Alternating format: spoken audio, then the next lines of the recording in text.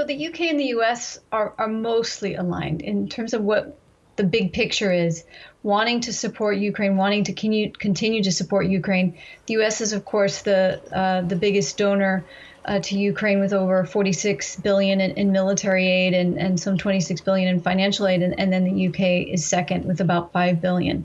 So they're on the same page on the big issues. There are some points of disagreement, particularly about Biden's announcement that they would be using cluster bombs. This is highly controversial, and the UK is a signatory against this.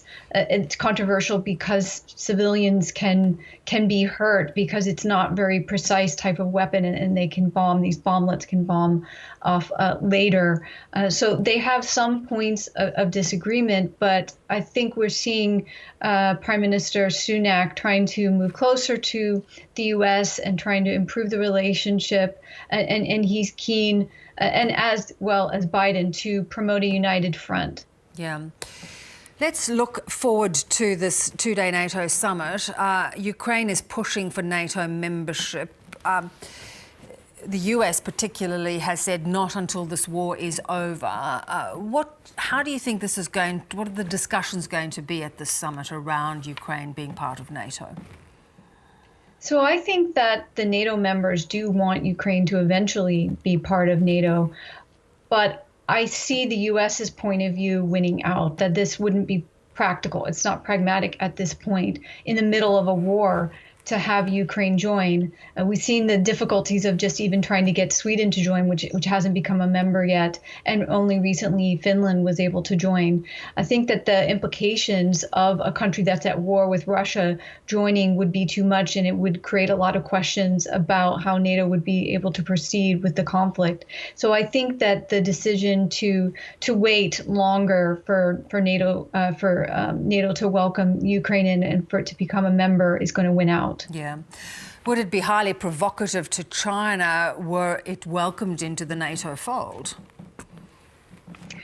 It would be. Of course, that was one of the red lines that Vladimir Putin, president of Russia, has talked about, that he felt that the West was trying to encroach in his sphere of influence, being too close to him geographically, but also trying to lure Ukraine closer to the West. And this was something that he made clear, that, Ukraine can never become a member of NATO, and that the West had to promise this. Of course, the West said, we can't promise this. We can only make assurances that this poses no threat or direct threat to Russia. Yeah.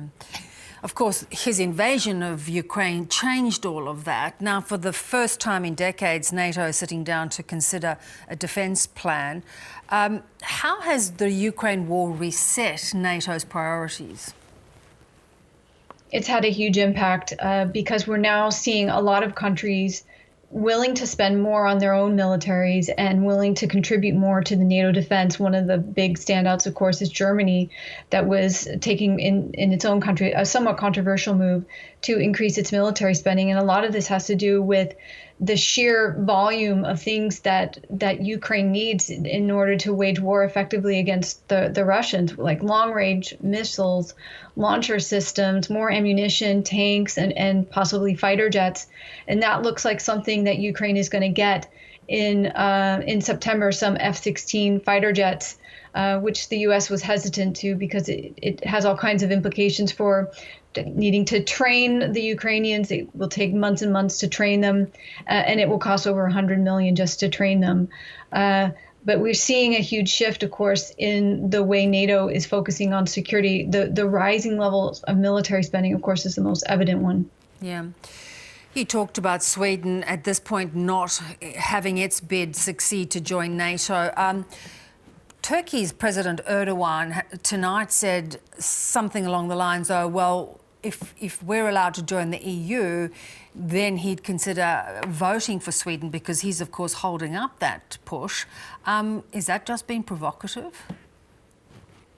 So Erdogan definitely wants to exact some sort of concession. I think he knows it would be incredibly unlikely that suddenly Turkey is going to be able to join the EU. I think that moment had passed well over a decade ago.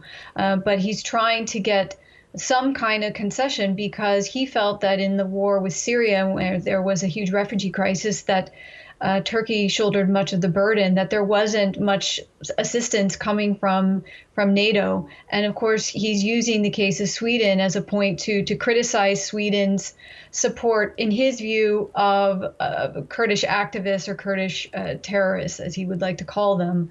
And so he has a bone to pick, essentially, with NATO, and feels that he can put his foot down with this case of Sweden. He'll try to get some sort of financial military concession that may be an offer that he can't refuse coming from NATO if he's going to allow Sweden to join. And of course, you still also have Hungary, who hasn't signed the protocol to allow Sweden in either, claiming that Sweden has been too critical of its human rights violations and so forth. Yeah.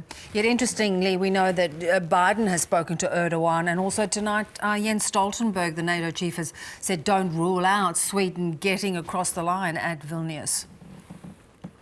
That's right. So they're fully committed to Sweden joining. I think they'll try anything possible to ensure that Sweden joins. It's already been a huge benefit to NATO having Finland join. That's an extra 830 miles of border, and particularly Finland, bordering Russia. But Sweden's military will already be up to speed, will be harmonized with other Western nations in NATO, and so they're very, very keen to show a united stance against Russia, that they're not afraid of NATO expansion, even though Russia has warned them that he's fully against NATO trying to expand, and if so, that's going to lead to more repercussions. Yeah.